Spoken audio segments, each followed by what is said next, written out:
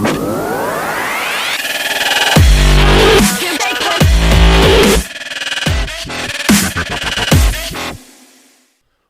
up, everybody? Welcome to SWAT MMA, where we're smoking weed and we're talking mixed martial arts. My name is Jarrod. I'm here with Paul. What up? Coming to you from the fight capital of the world, Las Vegas, Nevada. This is episode number 100, and we're excited to be debuting our brand new segment format. On today's episode, we're going to be joined by Fierce Fighting Championship dual weight champion Desmond Manabat. Plus, we'll be discussing UFC Vegas Font versus Garbrandt results, Bellator 259 results, and plus we're going to have this week's news outside the cage and a breakdown of all the hot boxing action. Before we dive into all of that, though, grab your weed and fire it up, and let's get into the weed of the week. Smoke weed every day.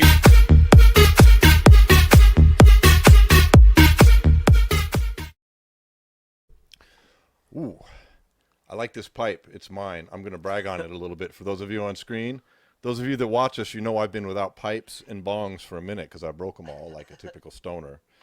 So I got this little Sherlock bubbler here. And today we have Mob Boss, which we've had for a minute. And Paul, you brought over some what? Do-si-do. Do-si-do. Do-si-do is Face Off OG crossed with OGKB, which is, I find a little interesting because both of those, the OGKB is a Girl Scout Cookies phenotype, and the Face Off OG is an OG Kush phenotype. So it's just basically a phenotype cross, which is a little interesting. My Boss is Chem Doll crossed with Tang Tang. We've discussed this one on the show before. We also have some Tropicana Cookies wax for our PAX 3 today, and we were hitting this nice little dab rig before the show as well. Well, I'm going to hit this. What did you think of this? This is the Do-si-do. You've been smoking on it a minute. Do you like it? Yeah, I like it. It's got real fat-ass nugs, so it's nice and dense when you break it down, but it breaks down nice. I like dense nuggets. I prefer that. I like dense, hard nuggets. Yeah. I know some people don't. They prefer the light, fluffy kind, but nah, I find, especially when you roll it in a fucking, in a joint, then it's got a lot more of a longer burn time.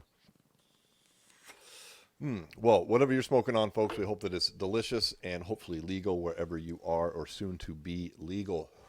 But let us go ahead and get started with the weekly wrap-up.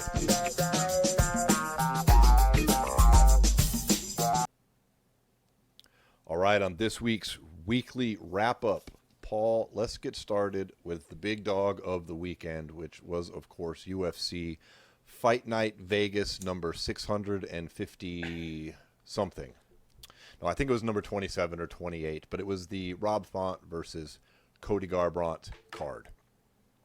Overall, I thought it was pretty decent, but let's get started with the main event because I think that was surprising. I wasn't surprised that Font won, but I was kind of surprised how dominant he was. What did you think, Paul? As you're firing up this Do-si-do blunt. Here's joint. the thing. I agree with you later in the fight, but I do think early in the fight there was this tendency for Cody Garbrandt to kind of look for the counter constantly throughout the fight, and he kept doing this thing where Font was able to really use his striking to back him up on the cage because he was more than willing to go to the cage, kind of looking for that, I hate to use this as a comparison, but kind of like Tyron Woodley. I know they're not similar fighters, but Tyron Woodley used to do the same thing where, he'd kind of let you walk him down, but in reality what he's doing is letting you walk him down to the cage and then try to explode off the cage. Yeah, he's looking to counter and then explode forward seemed and like coming in. Cody was trying to do that a lot, and Rob was just able to not get hit. It was really what was happening. Because, the first two rounds I thought were pretty darn close. I did too, and even though Cody lost, I do want to say I was really impressed with him early in the fight because he took some shots and he didn't lose his cool. Which, if you've studied his career in the UFC at all, you know that's what happened or what happens in the past is he'll be doing great in a fight, then he gets smacked a good one, and then he kind of loses his cool and just starts winging it, and he wants to brawl. and that's usually led to his defenses coming down and his chin up a bit, and he's gotten KO'd. That did not happen this fight, and it could have. There was multiple instances where he could have reacted that way, but he showed he's clearly overcome that. However, and he even tried to mix it up with the wrestling too, which we talked about. Like, you know, this guy's a state champion wrestler, college wrestler also, and like for him to really never use his wrestling. Obviously, Rob Font was able to kind of defend it off later in the fight, but I thought early he was doing pretty well with it. He had 4 takedowns in the first 2 rounds, which is more takedowns than he had in his UFC career prior to that. He'd had a grand total of 3. Yep. It's like you just said, it's something that he's never chosen to utilize, which has been in his toolkit. Yeah. And it's kind of a bummer to see him fix the hole apparently in his game where he was losing his cool a bit and getting knocked out, and implement wrestling and then still lose the fight.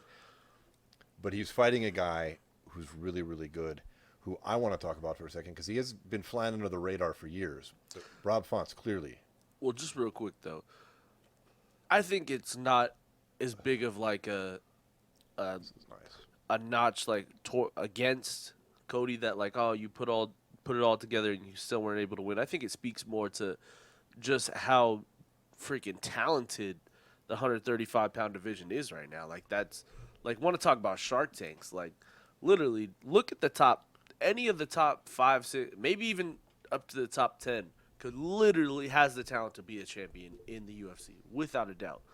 Go completely down the list. Talking Peter Yan, Sterling, fucking Dominic Cruz, freaking TJ Dillashaw, Sandhagen, Marlon Moraes, like all these guys. Munoz, Aldo. Yeah, all like. You got the young killers coming up like O'Malley. Yeah, and even a guy like freaking Chito Vera, who's just like, if he was in any other weight class, he would be in the top 15. Those kind of guys, where it's just like Cody Garbrandt is hit a point where it's not necessarily that he's doing something wrong. It's just that this division is just constantly evolving, and it's young, just all these young guys coming up. Well, Rob Font's not a young guy, though. That's what I find interesting about it. I mean, like in his career, young. But let's talk about him now, because it's a Shark Tank, but the shark that is in focus right now is the guy who just beat a former world champion, who had never had any sports history, no combat sports history whatsoever until 20 years old. He was not a high school athlete. He's not a high school wrestler. He wasn't a Golden Gloves boxer. He was a pizza delivery guy when he was 20 who delivered some pizzas to some guys who were practicing jiu-jitsu in their garage with the garage door open. Gets intrigued by what he sees, and now 10 years later, he just beat the former champion in the UFC in the main event. I think it's an amazing story because Rob Font is clearly talented. Yeah. I mean, he's fighting a guy who does have that background, who, like we just mentioned, was a high school wrestler, who has a Golden Gloves background, whose boxing is so, at one point was considered so top-notch. I mean, they were talking about him, going over and crossing over and doing boxing, etc. Yeah. And he just got beat by a guy who didn't pick up a boxing glove until he was probably 21. I mean, if he started in jiu-jitsu, it's really, really impressive. And I think we have to give just a round of applause to Rob Font for coming through in his big moment. Like, he's been there, but this was his moment to shine, and man, he did it quite handily. Yeah. And you know what? I think he's a tough puzzle to crack too, because like the way he just uses his jab and pace, and it's just always in your face. It's very similar to Jan, honestly. Like, him and Jan have, like, as far as like pressure games, I feel like they're very similar. Like, their striking is, I'm gonna walk you down, and if you try to come back at me, I'm just gonna pepper you with my jab until you come in, and then I'm gonna land my big shots. Yes, that is very similar to his style, and it was very effective. I mean, Garbrandt knows how to move. He was doing well, but he just lost to a better fighter. Yeah. This wasn't a case of Garbrandt making mistakes, which you can look back and say that in several of his losses. But he fought someone who was simply better, and I don't think he underestimated him, but I think afterwards, he sounded very frustrated and emotional.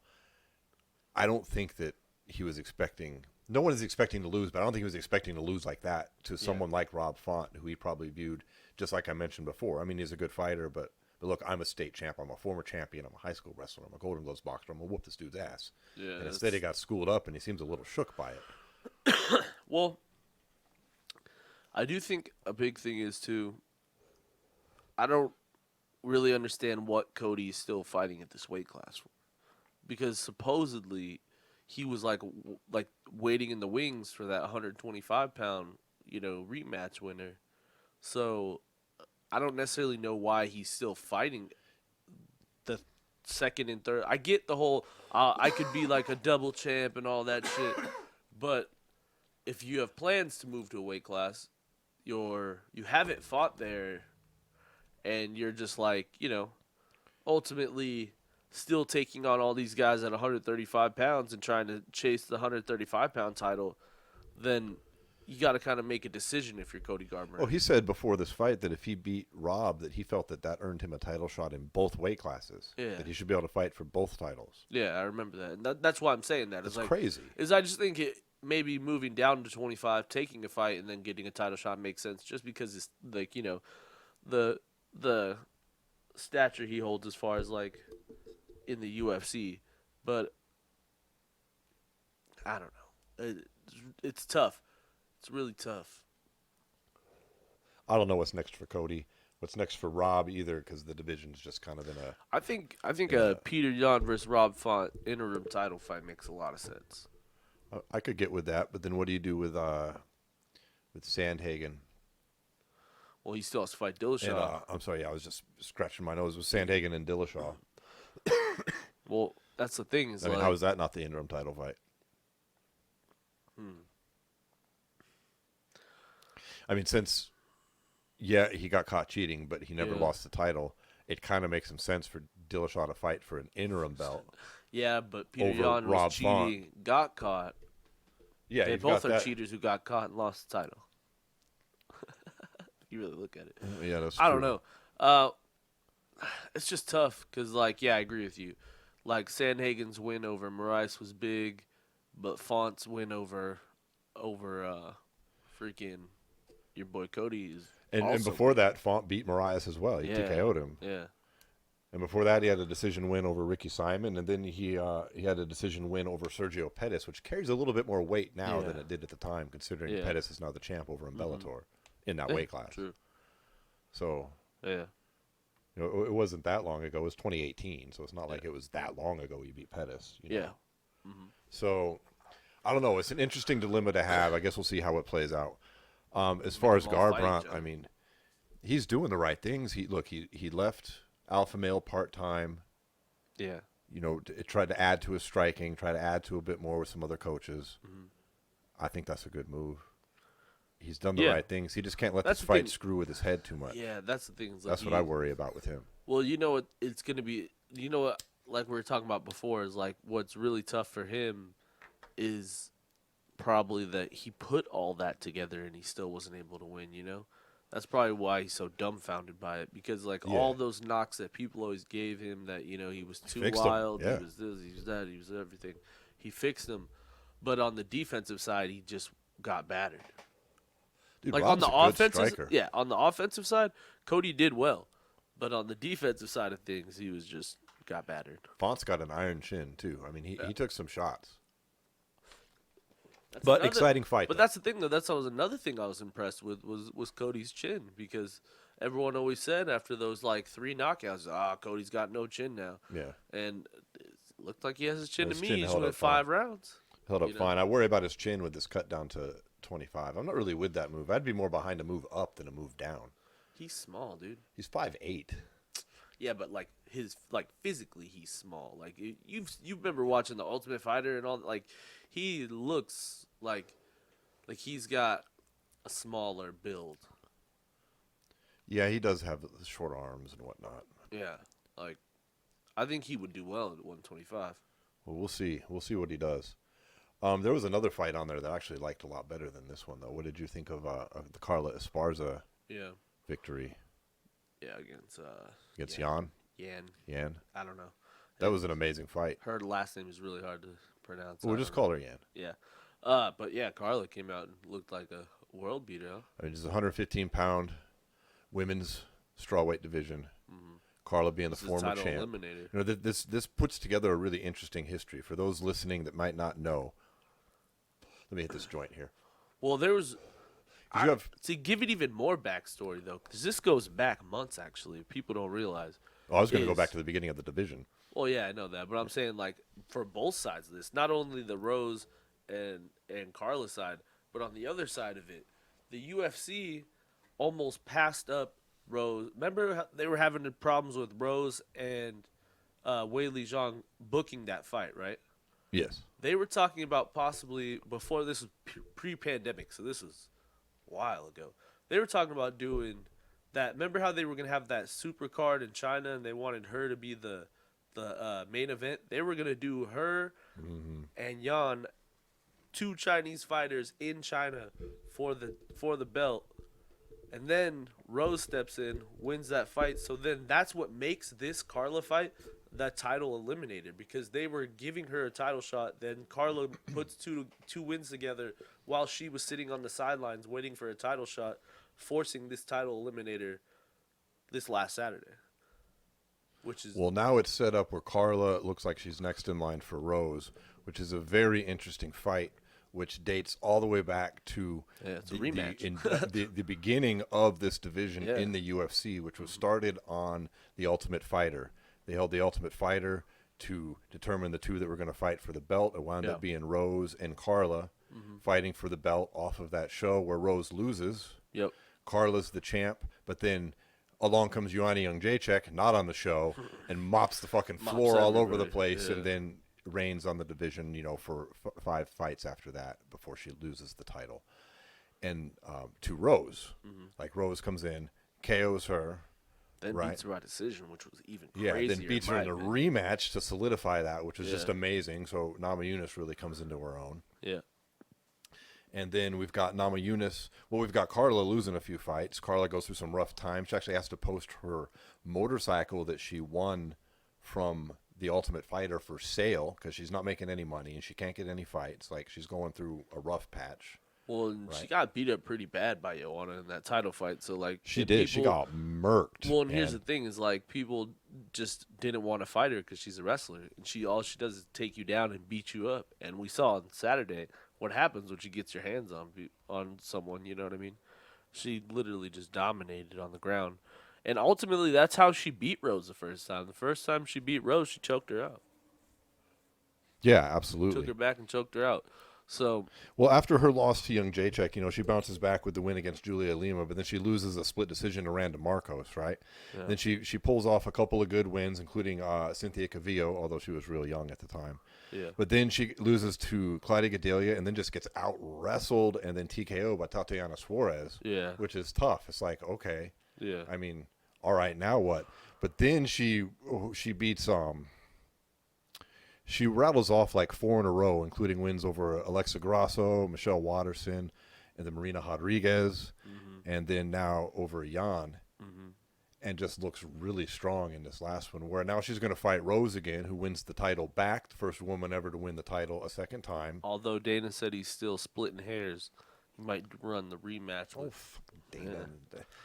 Hey, let's just be honest. We're setting a great story for it.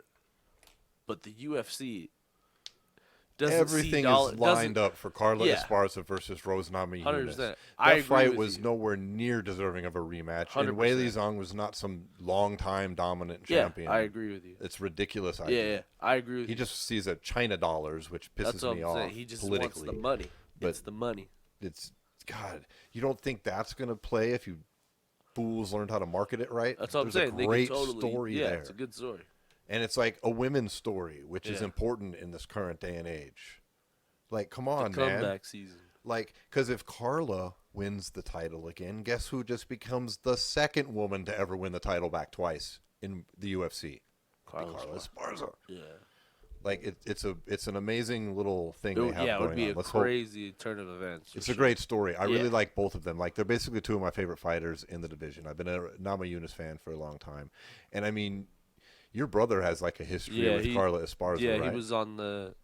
They were both wrestled at Menlo College, so like she was on the women's team. Obviously, he's on the men's team, but yeah, he's known her for years. And so we in the show, we feel a little bit of more of affinity with her because of that as well. Yeah. But, dude, I think she threw 108 strikes in the first round. It was nasty. She couldn't handle it. As soon as she got that crucifix position, it was over. There was nothing she could do about it. Immediate takedown and mauling. Yeah. It was really impressive. Lots of blood. She opened up Jan's forehead with a nasty, nasty gash. Real nasty. Yeah. And then proceeded to keep pummeling it. So kudos to Carla Esparza. Hell of a performance. I really hope that earns her that title shot. It's like 4 or 5 in a row in that division for her. Now let's see, 1, 2, 3, 4. That's 5 in a row. Yeah. Fuck, man. Where is Tatiana Suarez? I have no idea. She's still dealing with, like, that neck injury? She must be. When was her last fight? Tatiana Suarez's last fight was,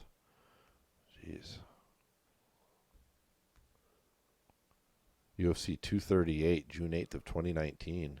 And she beat Nina Ansaroff by decision. And then before that, it was Carla Esparza by TKO, the one we talked about before, which was September. Don't know what's going on with her. It must be that neck injury. I haven't heard anything else on it. Yeah. And there's no information really readily available online. But that was a really exciting fight. For those people that say that women's MMA is boring or that wrestlers are boring, I would encourage you to watch that fight. That wasn't boring. It was women's MMA, and it featured some wrestling, and it was very impressive. Yeah. It's good stuff, man. What was that other fight you wanted to talk about on there? And then also we had Jack Hermanson taking on Edmund Shabazian, and this was a reschedule. It's actually supposed to be on last weekend, 2 weekends ago, the pay-per-view, and it fell out. But it was like kind of the same thing we saw in the Derek Brunson fight all over again for Shabazian. A lot of wrestling that he couldn't really defend very well, and he got beat up on top. Yeah, it was a pretty one-sided beatdown. 10-8 in the third round. Yeah. 10-8. It was 19-19 going into the third on most people's scorecards. Yeah, and then he gets 10-8. And then he just got mauled. Yeah. Because he couldn't stop the takedowns in the ground and pound, which Hermanson had plenty of. Well, yeah, and like now for Jack, that's what, 3 wins in a row. And I mean, at a weight class like middleweight where, you know, a lot of people have fought the champion and you haven't fought the champion, you know, putting a string of wins together could get you a title shot. It certainly can. It certainly can. I mean, I don't know how keen everybody's going to be on yet another rematch after the Vittori rematch if Adesanya wins. But we'll see. Yeah, that's what I'm saying. Like, you know, a rematch against Hermanson Vittori looking and good, then though. A rematch against Whitaker and then a rematch. Like, you know what I'm saying? Like, a fresh face sometimes gets put to the top just because the people, you know, builds a little bit more excitement. Yeah, for sure. Well, as for the rest of the card, decent fights, but nothing we really want to talk about, especially when Bellator had some pretty good action. Yeah. What was that one headlined by?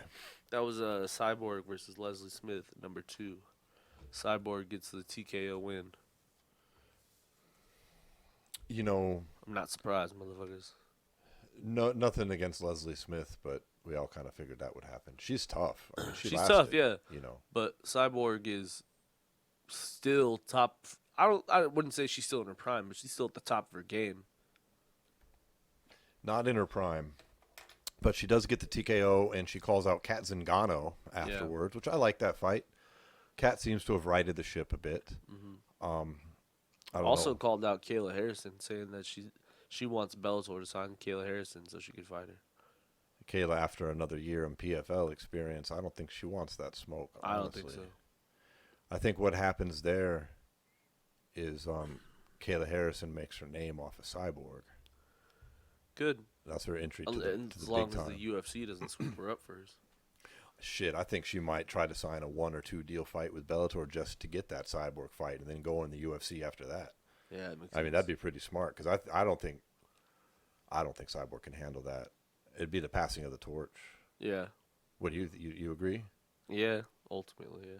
I mean, she'll have at least 3 more fights this year. Kayla, 2, depending on how she does. Yeah, I think 2 or 3. Yeah, she's just constantly getting better. You know? Right. Kayla's going to go over to Bellator or UFC, and then Clarissa Shields is going to wind up ruling the women's division in PFL for a minute. Mm-hmm. Probably do something similar. Or if by maybe it goes the other way. Maybe Cyborg knocks out Kayla and waits for Clarissa Shields to come along. Who knows? That too. That could happen. But she looked good. I like the Zingano fight. Yeah, I like Kat Zingano Cyborg next. Makes a lot of sense. Kat's really tough. I'd be rooting for her, but I mean that's a tough out. It is. Maybe like Kat Zingano in her prime. That's a much better. These two are in their prime. Who knows what happens? But these two at this point in both their careers, I think Cyborg gets the win there too. Probably. Well, dude, what about that Darren Caldwell Higo rematch? Yeah, fucking. I'm sorry, dude. I think Caldwell's had some good wins since he's lost both belts to Horiguchi, but I think that fight ultimately changed him, man. I just don't see the fire in him anymore. So I thought he'd have it this time too. I thought he was gonna pull it off. I thought this was gonna be a pretty good win for him, but it just turned into a disappointing fight. I mean, nothing against Leandro Higo, but Darren Caldwell is a former champion that. It's just stupid. He seems to have lost the fire.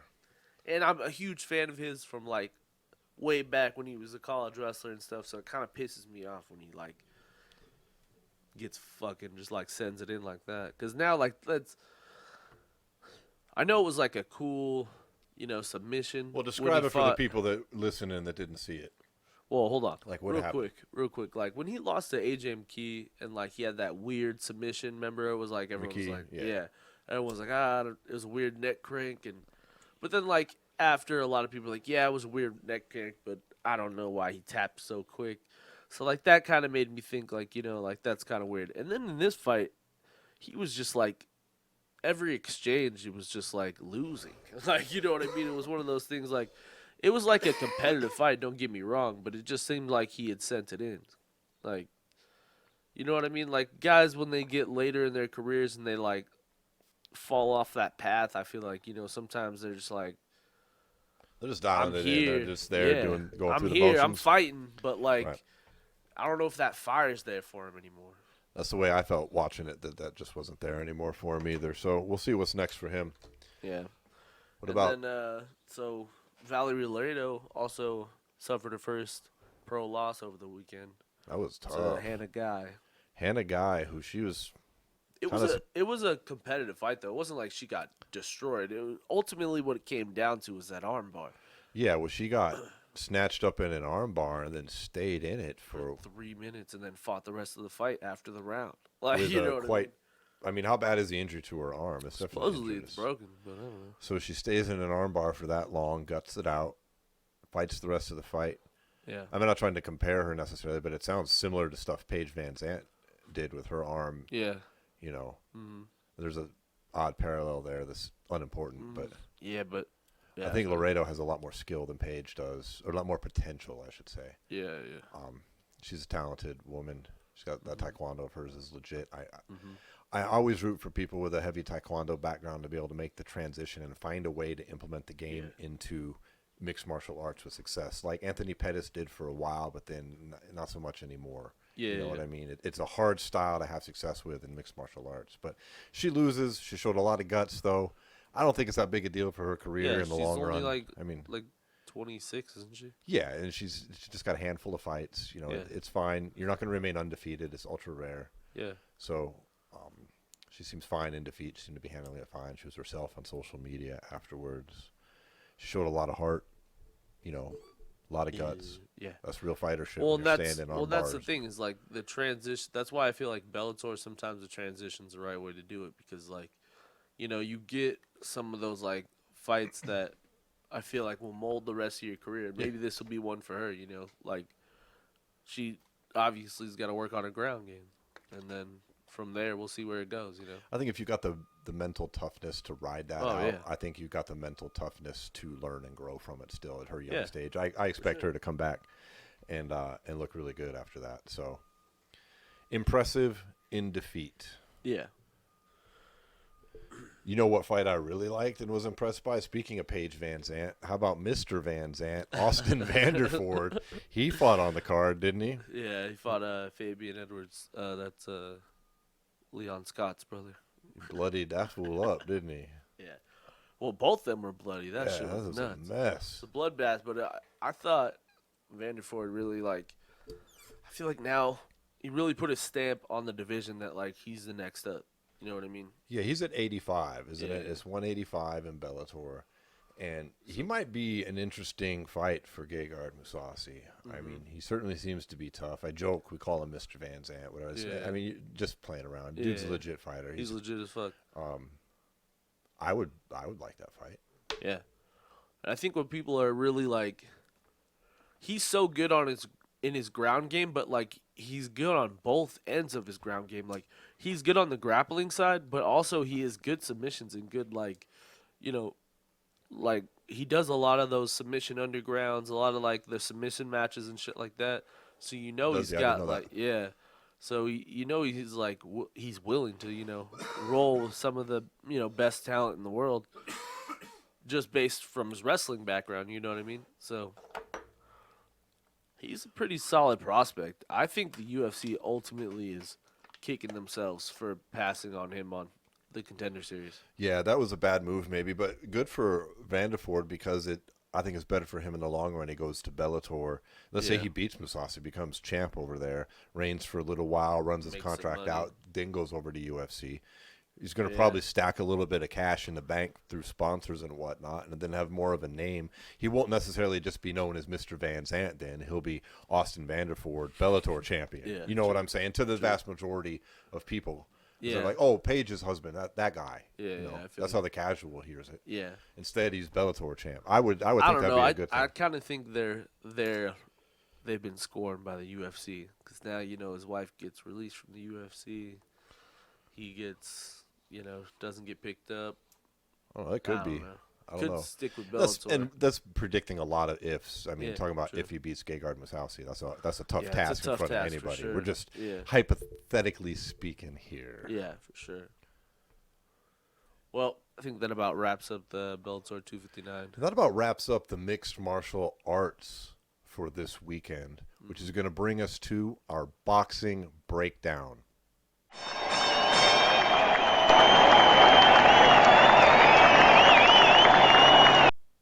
Dude, we had a pretty important fight here and some interesting news pop off this week in boxing, Paul. Yeah. An important fight is going to be, of course, the 140-pound unification bout between Joshua Taylor and Ramirez, where we see Taylor get the decision and unify all four belts in the 140-pound division, which is a monumental task that he deserves a lot of respect for. Absolutely. I mean, how many people have done that in the modern era, Paul? I think it said like 7 or something. Yeah, and that's if you count the weird situation. I think it's 6, 7 if you count with Lopez. Teofimo Lopez, where he's actually not undisputed. Yeah, because Devin Haney has like the the franchise belt. Devin Haney has like the current belt, I guess. I don't know.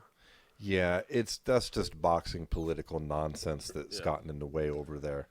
But that's neither here nor there. Joshua Taylor has done an amazing thing. He holds all four belts now. It was an exciting fight. I mean, it was pretty close, but then he scores 2 knockdowns, which kind of sealed the deal. Yeah, exactly. I think the knockdowns were what ultimately like won him on the cards. And he has a lot of options now as a unified champion. I mean, he can stay and defend those belts, which is hard to do. Yeah. Because all of these bodies have mandatory challengers. Yeah. Okay, or he can look to move up and fight Terrence Crawford at 147, who's a 4-belt holder. Yeah. And that's an interesting big money fight. I could see the appeal there for that. But I mean, look, Taylor did an amazing thing, and he's a great fighter, right? But I can see you want to say something. What do you want to say? I don't know. I think it might just be a little bit too much, I think Terrence Crawford or Spence or any of those guys, honestly. I got a little. We're actually wrong. It's not 6 or 7. It's 5 or 6 if you count Lopez. 5 or 6. Okay. Yeah, and that's just men. If you're just counting the men's division here, because Clarissa Shields obviously holds a ton of belts. Yeah. She's the first and only woman, I think, to do that. However, yeah, Jose Ramirez loses the fight. Josh wins it. Terrence Crawford, maybe a bit much. I agree with you. Crawford is bigger. Longer is really where I think he. And not throwing shade on Josh Taylor's skills, but I think Terrence Crawford just might be a little level above. I mean, there's world champions, and then there's like these fighters that come along that are like really, really hard elite to beat. and hard to beat. So, but hey, everyone, if that's a challenge he wants to accept, though, you can't that's ultimately up to him. If he thinks he can go up there and beat Crawford, more power to you. I'll buy it. I'll watch it. You know what I mean? Like, do I think it's best for his maybe career wise? I don't know. But. For as far as a good fight, it's a good fight.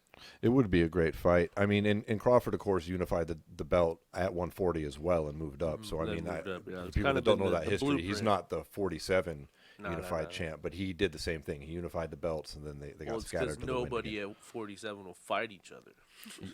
Yeah, it's tough.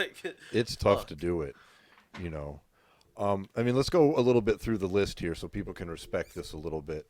Like, most people think that the 4-belt era in boxing is generally accepted to begin in 2007 because that's when people started taking the WBO a little bit more seriously. Yeah. But the truth is the WBO was founded in 1988. The belt has been around a long time. It just, for whatever reason, wasn't that well respected.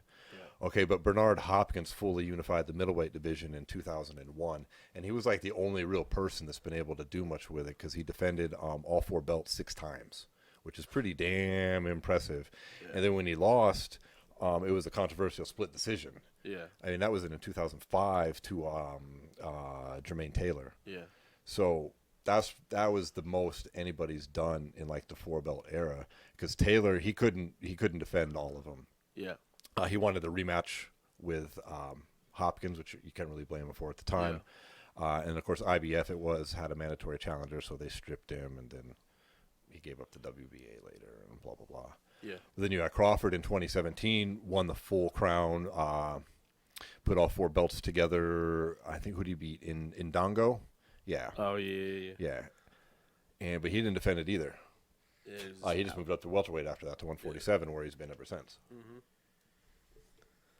And then our boy that we've been talking about the past few weeks, we don't talk about him doing this, but Alexander Usyk.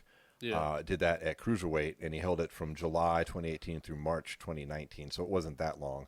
Yeah. But he vacated everything to move up for the fight with Anthony Joshua, which ties into this conversation because that fight is now basically back on. Yeah. You mean back off? Back off, back on. I don't know. So, and then if you count Teofimo Lopez, but it's a little bit weird. He hasn't made any defenses yet of the titles he unified against Lomachenko. But then there's that weird thing with Haney also having a belt in that division. So I think him and Haney need to fight. But that's it. Those are the guys that have done it. Yeah. So Josh Taylor joins that very elite group, and I'm stoked to see what he does next. Yeah, me too. Since we brought it up, let's talk a little bit about Usyk and the heavyweight division. Yeah. Because all of these things that have gone on with Deontay Wilder winning arbitration against Tyson Fury, forcing the 3rd fight, which has now been confirmed here in Las Vegas for when? July 24th. Okay. I know they've reserved Allegiant Stadium for it, but they haven't got it confirmed in there yet. But that leaves Anthony Joshua without a dance partner, which brings the aforementioned Usyk back into the picture because he took step-aside cash to fight for an interim belt against Joe, what's his name? I can't remember. Not important. It's not important because that fight's off now. Yeah, and Usyk is saying, well, now we need to go ahead and do this this rematch. And so is, I think it's the WBC that has that belt, WBA, whoever it is. Yeah. They're demanding it too. So most likely we're going to have Usyk now fighting Joshua, which is what he vacated all 4 titles to do. Mm-hmm. And we're definitely going to have Wilder Fury 3 happening. So let's talk about the Usyk-Joshua fight first. Paul, what are your thoughts on Usyk's chances if this fight goes down against Anthony Joshua? I think Usyk could win that fight, honestly. I think he could for sure. I think he's like the dark horse, honestly. Like, I think he beats Joshua. I think he maybe even beats Wilder. I think the only person nobody beats is Tyson Fury. He's just too big. And skilled. Yeah. I mean, Wilder's a big dude too, but he doesn't have that skill. And he's still not, in comparison, he's still not a big dude compared to freaking I know Tyson Fury's 6'9", Wilder's 6'5". Yeah, and Tyson Fury weighs 280 pounds, and fucking Deontay Wilder weighs 210 pounds. Like, let's be honest. Yeah, very true. So, you think that's what's going to happen? You think Usyk's going to beat Joshua and spoil the whole? I think Usyk's going to beat Joshua, and I think Fury's going to beat Wilder, and then it's going to set up Fury. The dynamics, the visuals on that fight would be interesting because Usyk coming up from cruiserweight is smaller, shorter than your average heavyweight, for sure, and Fury is bigger than your average heavyweight, anywhere. Yeah. So that would be interesting to see. I'll agree with you on one thing for certain, because what you said, what you didn't say is that also means that Joshua Fury for all 4 belts is dead. I think it is. The fight is never going to happen now. That was the moment Wilder came in, frankly, and fucked it up. Here's the thing. I saw this, like, obviously you can't take these motherfuckers for face value when they're talking shit, right? But, like, Fury was talking about that he'll fight Wilder and turn around and fight Joshua back to back, that he'll just take Wilder out and then freaking turn around and fight Joshua in 2 months after that.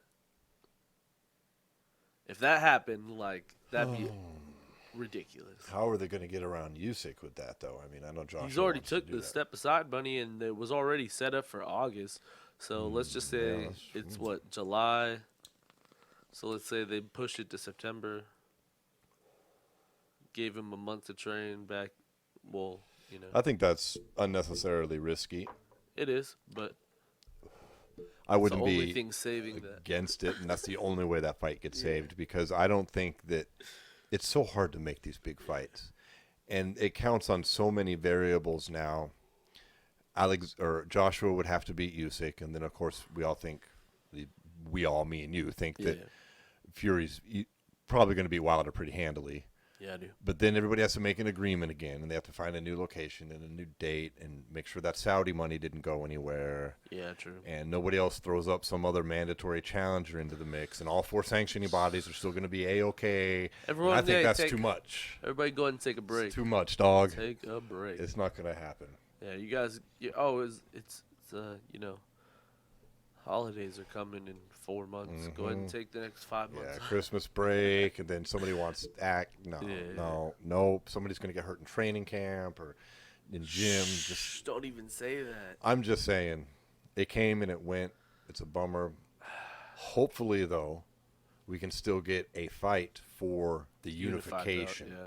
That's what I'm most concerned with. It's not because Joshua here's the issue. himself. It's who's holding those 3 belts, fighting the lineal and single belt holder.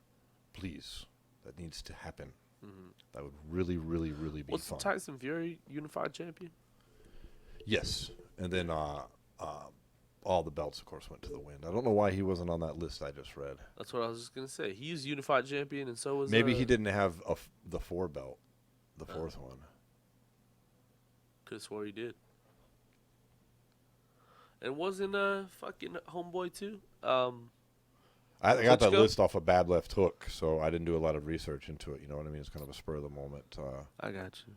look up. But you're right. Tyson Fury did have all the heavyweight belts. I mean, he was the last one.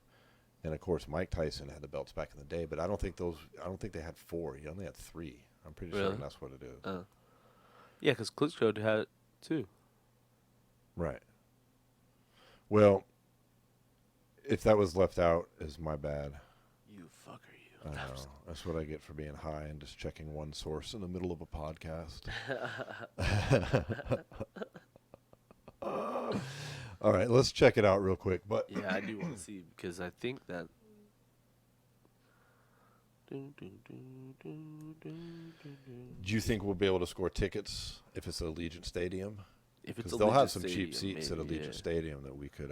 I don't know, dude. I tried to look up tickets to a Broncos game at Allegiant Stadium, dude. That shit was like it was $334 a seat for like nosebleeds. There's the WBA Super title, the IBF, the WBO, the IBO, and the Ring heavyweight titles that he won. So what's that? Maybe it was something to do with it being the WBA Super.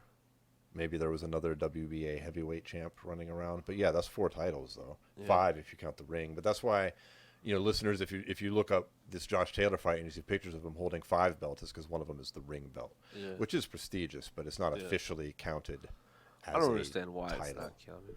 Me neither, because it's not a joke. It's not like that shit's been around forever. It's, For real. but anyways, so yeah, that list was a little bit inaccurate, but let's hope that we at least get Fury versus Usyk and or Joshua still. Yeah. So Ultimately, that's the fights that still need to happen. Like, I don't know. I just hope it doesn't. Even in ultimate, I hate to do this to Usyk, but I kind of wish Joshua would beat him just so we could get Joshua and Fury. I kind of do too, but I liked Usyk at cruiser, but I don't know about heavyweight. We'll see. Man, he looks pretty nasty. He did. You know what I He mean? put some Like, hurtings out, but Yeah. he's a tough motherfucker. he is. Well, that's not all the boxing, though. Let's move on to the next. How about this Pacquiao versus Spence fight that got announced? Earl Spence taking on Manny Pacquiao. Manny Pacquiao, 2 years out of the kit. Jeez, out of yeah, the ring. 2019. He's officially the champion in recess now, which Yeah. is this weird new thing they created too, instead of stripping him. Which kind of sucks because Spence could pick up the other belt. But I think he still can. I don't know how they're going to play that out. Yeah. Does he get the champion in recess belt? Yeah. Like, I don't know. But it's a good fight for Earl Spence, if you ask me. I don't know if Manny Build the resume. Pacquiao is going to be able to hang. I don't think so. I mean, Earl Spence is an amazing, amazing boxer, and Yeah, Manny extremely Pacquiao elite. is 42 years old. Yeah. And I mean, he lost that split decision to Jeff Horn, controversial or not, and then Jeff Horn got smoked. I mean, Yeah, by Terrence Crawford. exactly. Like, I think Earl Spence is going to have a big name on his resume after this. And Pacquiao maybe go chase an exhibition with Floyd. Yeah, right. I mean, how long does he keep fighting? I mean, if he loses here, does he keep going? I mean, you don't have anything to prove. He's Yeah, first ballot Hall of Famer, without a an doubt. amazing champion. You know, what do you got left? I mean, box till you're 44 and keep. I hate it when that happens because then they go on these losing streaks. Yeah. Be an interesting fight though. That wasn't the only fight that got announced though, was it? Was there anything else? Yep, that was the fight. Pacquiao versus Spence, Wilder Fury 3, and we're waiting on Usyk versus Joshua. But we'll see on that one. That one's still kind of in the works. Well, Paul, I think it's time for our news outside the cage. Okay.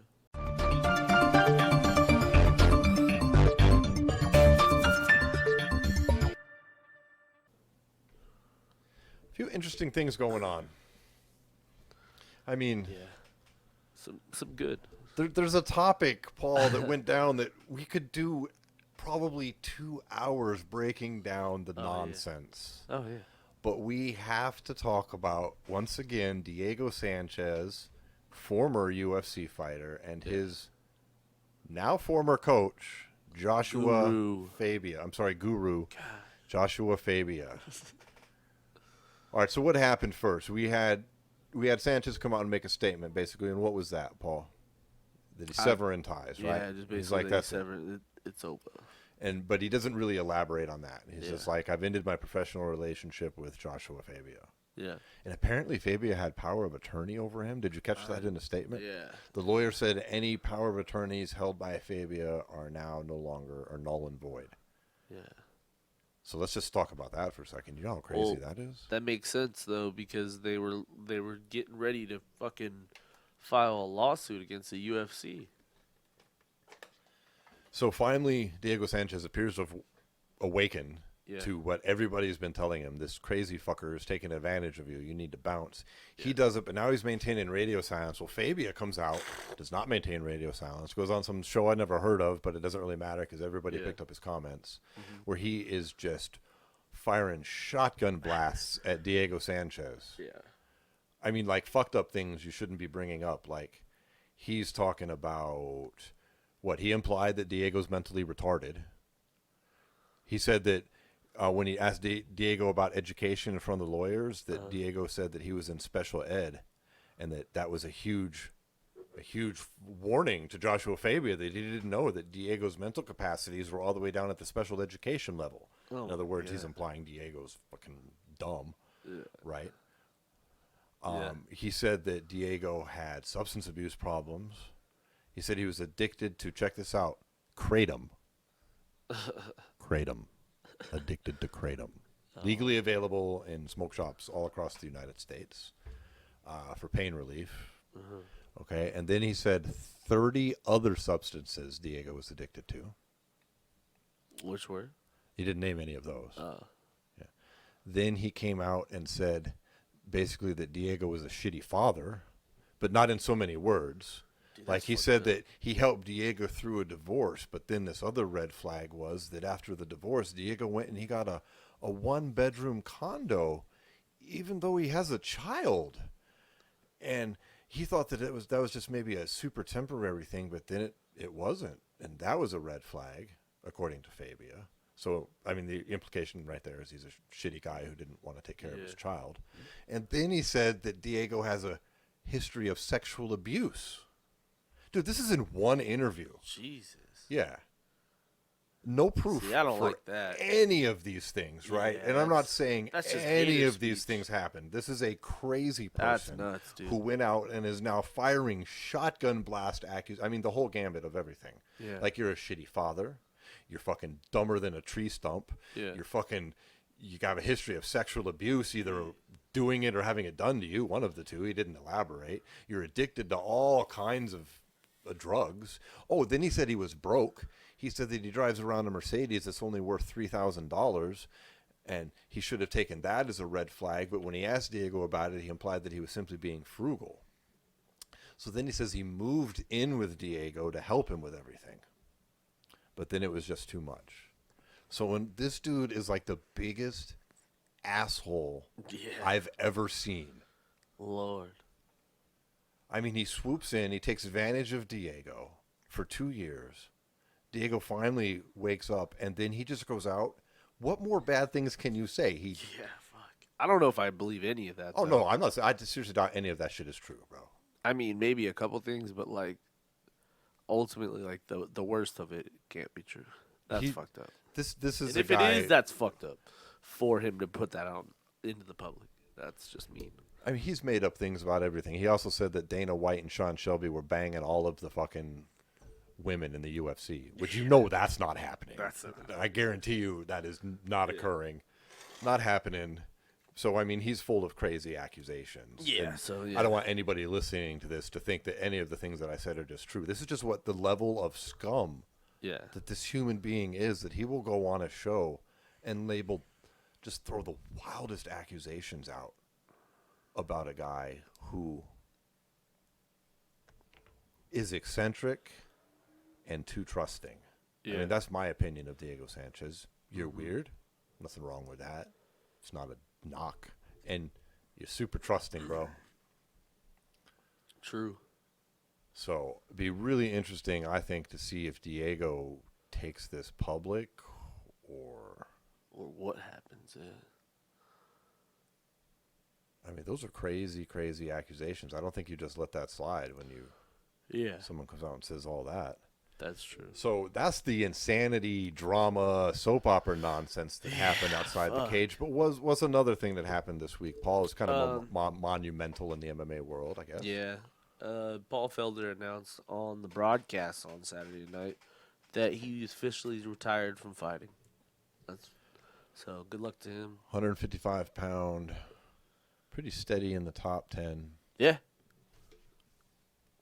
He just said that, I guess, like, he just doesn't have the fire anymore, which is good for him. If you don't have the fire anymore, I wouldn't want to see him in the cage, you know?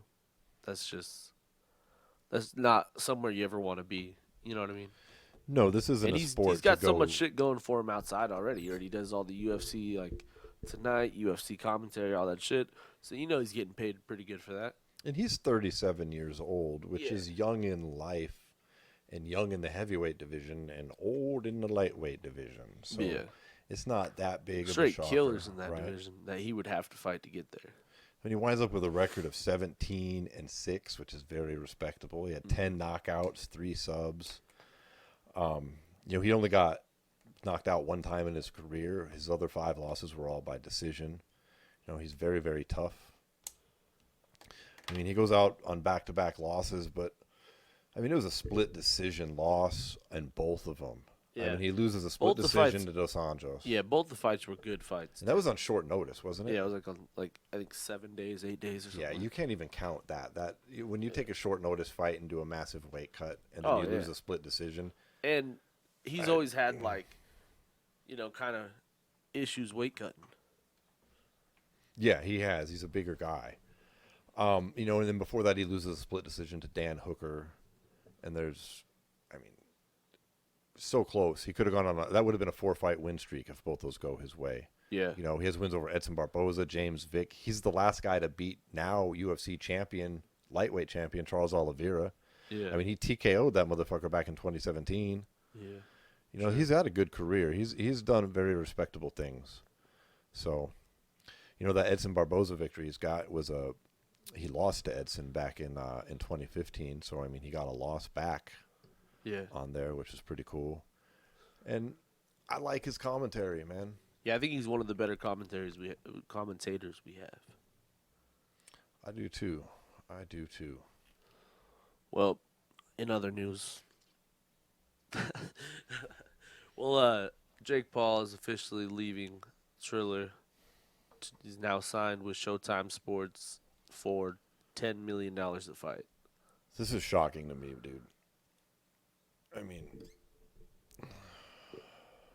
I have mixed feelings about this because in life, outside of this show, I'm an entrepreneur. I work for myself. And I really have respect for people that manage to do things they shouldn't be able to do and turn it into big money. And if he was doing what he's doing in any other field, I would probably think that's pretty cool just from the aspect of what you're managing to accomplish and the money you're managing to make. It just rubs me wrong that it's occurring in combat sports. It chaps my fucking ass that real fighters can't get paid shit, and this joker who has not even fought a single boxer is making more money than guys who've devoted their life to the sport are making. That part of it chaps my ass. Yeah. It seems like the Tommy Fury fight's going to happen. I think Tommy Fury would smoke this. If he beats Tommy Fury, I'd have to give him some respect. Tommy Fury's a legit fighter. He's 8-0. He comes from a fighting family. He's been boxing since he was young. Yeah. I mean, he's not Nate Robinson. Yeah. He's not KSI. And he's actually Jake's size. And he's actually Jake's size. Did you see Jake Paul? I didn't even see it. I just read it because I can't give it the click. Yeah. But I saw that he was apparently trying to start shit with Cody Garbrandt. Yeah, him and Garbrandt been talking shit back and forth for like months. Soaking wet, Garbrandt's like 155 pounds. Yeah, I know. He walks around 150 pounds. Why are you picking on guys you outweigh by 50 pounds, bro? He's and no one seems to call him on it. No one does, yeah. Okay, $10 million Showtime. I mean, who's he going to fight? How long will this last? We'll see. Is it for one fight? Is it a one-fight deal? Do you know any details on it? I don't know how many fights it was, but they were saying it's $10 million a fight because I guess he went to Triller and gave them an opportunity to match, and the head of Triller was saying that once he said $10 million, we knew we couldn't pay him that, so we had to let him walk. Well, yeah, let's talk about Triller then. They can't pay Jake Paul because Triller don't have no money. Triller overbid for this Teofimo Lopez fight, which is going to tank because, like we talked about last episode, I believe it was, they're putting it up against like 3 other events, Yeah, including like a pay-per-view. Yeah, and then also They raised the price. Music and all that stuff. They're adding music acts to it, which they said they wouldn't do. It's supposed to be for boxing purists, and then they jacked the price to $59.95. Yeah. Good luck. And you could tell by their reaction when they're crying about their pay-per-views being lost on the Jake Paul shit. Yeah. They did that ridiculous, like, turn yourself in and pay the $59 or whatever, and we won't come after you, which is an absolute joke that like, clearly didn't work. Like, no. Man, I'm sorry. If anybody listening actually went and paid Triller for your pirated stream, you got conned big time. Yeah. And now what? Like, now they're doing this crap. Like, they definitely couldn't pay him. I don't know what Showtime's going to do when Jake Paul gets smoked by a real fighter. Yeah. Or real boxer, I should specify. Yeah. That's some interesting stuff, though, man. I don't know. I don't know. I never know with those guys. You know, like, you can never really tell when they're serious or what's really going on. They're all over the place. That's all I know. Well, I don't like that shit. I honestly, no offense to Teofimo Lopez, I hope that shit sinks and Triller goes away. And well, I mean, hope ultimately, they're boxer, just a company that bid for his fight, and they took the bid. You know, way like overbid. Yeah, but you know what I'm saying? Like, it really doesn't do anything for him because he's not signed to like a promotion. You know what I mean? He's kind of like a free flowing like there's a few guys like that in boxing. You know, that can work with a bunch of different companies because they're not really tied down to any other ones. You know. Well, how about ending this segment and the show on some promising news in the world of mixed martial arts and cannabis? For our final bit of news outside the cage, Florida, right, has officially stopped testing boxers and MMA fighters for weed. There we go. It's about time. Yeah, right. They said, from what I understand, and correct me if I'm wrong, that the only way that they would be testing someone for weed is if, like, basically if you show up to the cage or the ring and your eyes are bloodshot and there's a cloud fucking following you outside and your trunks reek of fucking cannabis, they're going to be like, what the hell, dude? Are you retarded? And they're going to test you. Exactly. Right? Exactly. I think that's basically the condensed version. Yeah. Ultimately. If you appear to be high, then maybe. But, like, it's not, like, at a competition and all that shit is, they're not going to test anymore. Well, this is a good thing. It's about time because it's not performance enhancing, and it is great for recovery. There was a recent study done within the past 12 months. It was a poll of 170 mixed martial artists where basically 46% of them in the poll said that they use marijuana either recreationally or medically after fights or during training, outside of competition, which is a pretty high number because I guarantee you there's a few that didn't admit it. Yeah, for sure. But I mean, that's almost 50%. And that's a fairly good sample size of 170 for the smaller, world of mixed martial arts. And out of that same group, it was like 75% said they use CBD. That makes a lot of sense. So it's good for Florida to recognize this because it's not fair, in case you're listening to our show and you don't understand about marijuana in your system, like it can stay in your system for up to 30 days. So I mean, you could smoke a joint and 10 days later go to your fucking fight and then you're failing for drugs. Like it was an unfair application of the law. Yeah, absolutely. It's happened to a lot of fighters. Look at Nick Diaz. Yeah. I mean, all kinds of fighters have gone through all kinds of nonsense that won't have to deal with that, at least in Florida. And hopefully other commissions and states will see this and copy it. So, yeah, for sure. Good news on the cannabis side and the combat sports side.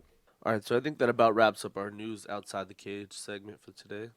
Well, then joining us next is going to be Fierce Fighting Championship dual weight champion Desmond Manabat. Okay, joining the show right now, we've got MMA fighter Desmond Manabat. Desmond, welcome to the show. Thanks for having me, guys. Absolutely, our pleasure. Listen, I want to just jump right into it, if you don't mind. We just got done watching your 135-pound title fight in the Fierce Fighting Championships. But before we talk about that, we also have learned that you are their current 155-pound champion as well. 45. 45. They Okay. called it lightweight, but I fought for the 45 belt. 45. That makes a little bit more sense. Yeah. Like, damn, Yeah, the announcers on the fighting championship said it was 55. So you're currently their dual weight champion. Correct. Back in October, they did offer me the 55 belt against this kid named Cole Frost on like 2 weeks' notice, and then we took it. And then I believe their state went into emergency shutdown. And then when they rescheduled it, he pulled out, and then that's when they offered me the 45 belt. But they originally offered me the 55 belt too. Okay, so this was a short notice fight as well. No, kinda. So back in October when they offered it, before everything shut down, that was like on, I want to say like 13 days notice. And then in January, it got COVID, like the whole house got COVID. Okay. And then throughout all that process, the fight was still on. Like the promotion didn't know. The only people who knew I had it was like my team and my family in them. Mhm. And then throughout all that, my dad ended up dying like 2 weeks before the fight. So, so once he died, I was sparring the next day, and then like everyone in my team were like just that camaraderie, basically like that brotherhood kept me going and like kept me pushing, because like after he died, I had like a crossroads path because my coach wanted me to pull out, but I was like, nah, like there's no point, like he's gone now, so like what's the point? So after that, we did the funeral the next week, and then we fought that Saturday. And then I don't even think the promoter knew till like the day of. Wow, Desmond. Well, our deepest condolences on the Thank loss you. of your father. That's an amazing strength to go ahead and do that, and then you come through and you win the fight as well. Correct. Did you win? I haven't been able to see that. Did you win by decision or was it a stoppage? No, I won by a unanimous decision on the scorecards. It was 50-45 on all of them. It was like another shutout, but like my conditioning wasn't up to like where this fight was. Like the fighter now would have destroyed the fighter like a couple months ago. Well, let's talk about the next fight then, which is for the 135-pound title in Fierce Fighting Championships, which was just earlier this month in May of 2021, correct? Yes. And that was versus their current champion. It was Noah De La Caldaza, correct? So it was a blanket belt, but they were like promoting it like he was the champion, or like he was like some ground wizard that was going to take me down and submit me. That's how they were promoting it. And I was getting like text messages like, this is going to be a good fight for you, like a good test for me. And then it was a complete shutout. Yeah, one thing we noticed like throughout the fight was just your composure throughout it. Just like your ability to not only mix things up, but just like to stay composed and make sure like even like you could see like between rounds and stuff, he was trying to like kind of irk you, you know, like between like play into the camera and stuff like that. But you were just able to just stand in there and just completely take over throughout the fight. Tell us a little bit about like going into like that training camp. Did you work on those leg kicks, the body shots, or is that just something that you feel like has evolved in your game? Both. So we worked on it a lot more this camp, but I've always liked the calf kick better than like the IT band when it comes to wrestlers, at least, because like when you kick it, when the IT band, when you kick it, they can catch it, take the single, and just do that. But with the calf kick, it's hard, and then you can fake it, come up with their hands. It's just a harder kick to do. And then like those couture guys, they don't really work on their striking that well. I mean, they do, but like it's not to the level at our gym where it's at. We're like constantly like going over it and then constantly doing that. And then like he wasn't checking the metal, which really surprised me because it doesn't take much to check it with the orthodox southpaw. You just got to turn your leg out. Yeah. You showed a lot in that fight. We've both seen it twice now. And I just want to mention a few things. Your use of the switch stance was really impressive, especially on entry. Mm-hmm. that is something that I haven't seen a lot of in amateur fighting, and frankly, not a whole lot of in pro level fighting. That was really high level stuff. Obviously, you've got a great right hand. And one thing that I talk about on this podcast a whole lot is MMA fighters not utilizing their jab. Coming from a boxing background, it's just a big pet peeve of mine. Right. And I just got to tell you, Desmond, your jab was incredible in both stances. I mean, you're feinting with it. You're going to the body. You're using it on entry to set up your rights. Just what kind of boxing are you doing? Do you have a history in boxing? I don't. So the only boxing coach I had was Derek Kinke, which was like he's the main boxing coach at the school I taught at now. And then my main sparring partner's his striking style is more boxing, but like he's super fast and he switches a lot and he moves a lot. So I just picked that up from like sparring. So I used to get my ass beat a lot from him when using his speed. He would cut angles a lot, and then I was just asking questions. And then over time, it just like my style kind of implemented his, but it's more of a kickboxing style now. Yeah, you could really tell just like throughout the fight that you just seem so comfortable with the feints and your head movement as well. Like he was saying a little bit too, like your ability to switch stances. I noticed a lot, like although you do use that jab a lot to feint in, but if you're not using that jab, you're also using that leg kick. And also you hit him with a couple of really, really nice body kicks. That last, I think it was at the end of the third round, you hit him with the spinning back kick to the body, and it was just disgusting. So one thing we do want to talk about as well is like, so what is like your like ground level? Like, where did you start as far as MMA? Was it like boxing, wrestling, kickboxing? No, so it was traditional martial arts. Okay. So I started karate when I was 4. The reason why was because my mom, when I was little, I looked really skinny, like no one fed me, and like no one, like, she was afraid I was gonna get bullied, like as I got older. So when she put me in that, and it wasn't one of those karate schools where like you like 9 or 10. Hello, can you guys hear me? Yeah, we're okay.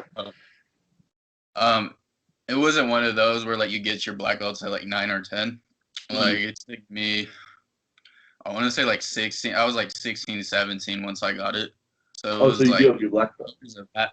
Yeah, years of that. And like my style was like a point fighting style, which transitioned. It was a little hard for the transition into MMA, just because like the styles were so different. And then like once I learned the basics from like boxing, Muay Thai, and kickboxing, like my movement was good too. That's why I switch it a lot, because I was always switching in tournaments.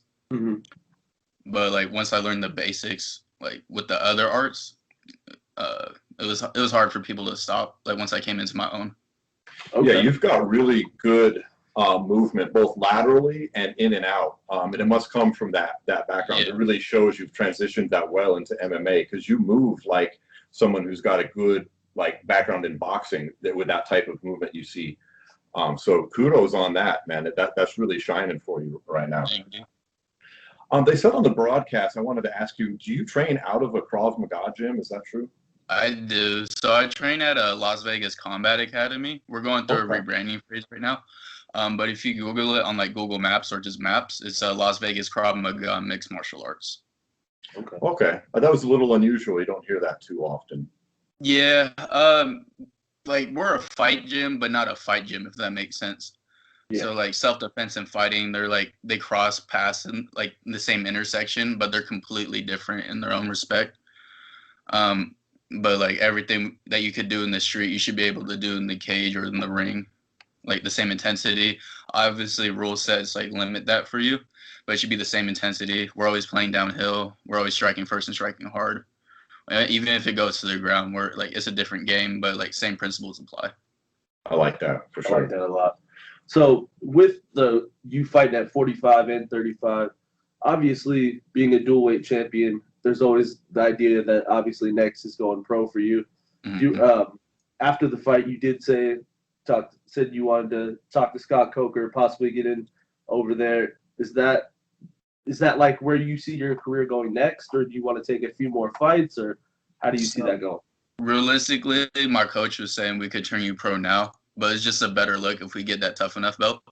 Yeah. Just because everyone who's gotten it has gotten to a major organization like Tracy Cortez, Jalen Bates. The names go on forever. Or Ronda Rousey even. Yeah. Yeah, one more belt, then we go pro because that's 10 fights right over there. And if it's another dominant performance, there's no reason to stay. But back to your original question, I would like to go to Bellator just because I see MMA evolving so much bigger than what it is now. I see it evolving into like boxing, hopefully not into like where it becomes more political, if anything. But I see a lot of cross promotions, like a lot of super fights, like with just names, where MMA just becomes, oh, who's fighting this? Like Canelo's fighting this weekend, where it becomes like that for MMA. Yeah. Well, also another thing is like, so do you see yourself going in as a 35 or a 45? Where do you see yourself at? Both, honestly. Yeah, if they like, cause 35, I'm like a little big. 45, I'm a little small. I'm realistically like a 140 Okay. guy, but they don't have that. So it's like Yeah. 35, 45, 55 if it's the right matchup. So Well, that gives you a lot of options, and you've already got that experience fighting in those multiple weight classes. So you're going to come in, with an advantage, I would think, if you're looking to do that already. right, honestly, like fighting at those weight classes, it's the same to me. The only real difference is the weight cut. Because like guys at 35 now are almost 6 foot. Guys at 45 are like 5'10" at least. So it's like the same thing. It's just like my speed at 35 or my power at 35 kills those guys, and then my speed at 45, they're not used to it. Yeah. One thing I wanted to ask you, Desmond, I was just wondering, I noticed on the entry to your fight at 135 for the title, and then after you won the belt, the necklace. Is there any significance to that? Tell our listeners what that's about. Which one? It was a big silver one. Oh yeah. It goes back to my dad. So I had two necklaces. One of them was a pendant with a turtle on it. When he passed away, I kept dreaming of turtles, and then my mom got it for me. So the black one is his ashes in there, and then the big one he ended up giving to me a while ago. And so it's just like it just means a lot more than me because I always wore it because it's always a symbol for like safe travels and all that. But now it just means that much more to me. Well, yeah, that's really important and significant, and that's great. You can have that with you when you've won these titles. That's awesome. I'm sure your father would be very, very proud of you. Absolutely. I'm looking forward to your next fight. So we would definitely like to know if you do wind up in Tough Enough, or if you get the call and you decide how to go early. Make sure to let us know, and we're going to let all of our listeners know as well. And go ahead and tell everybody listening where they can learn more about you, like your Instagram handle, Twitter, anything that you've got. So you guys can follow me on Instagram and Twitter. They're the same ones. It's Desi Fresh 702 is DEZZY, and then Fresh and then 702. Okay, great. Well, everybody, go check him out. We really enjoyed your fight. We're looking forward to the next one. Congratulations again on being a dual title holder. That's a great entrance here as you're looking at going pro. I don't think it could get any better, right, Paul? Yeah, absolutely. All right. Guys. Thanks a lot. We'll see you on the next one, okay? See ya. Bye. Well, I think that was a really great interview, Paul. Yeah, I'm really looking forward to the, where he goes from here. Watching his last two fights, he looks like, he's ready for that next level. So we'll see. He is. I hope he does manage to get signed by Bellator. I don't think he needs to dope. really F around with some of the lower level like Legacy or some of the others. Like I think he would be fine making the jump straight to Bellator. I mean, they've invested in other fighters with less skill, like a Dylan Dennis, for example, who might have more skill in one particular field of jiu-jitsu, but clearly has a lot to work on in his game where Desmond is ready to go. Yeah, 100%. That was great.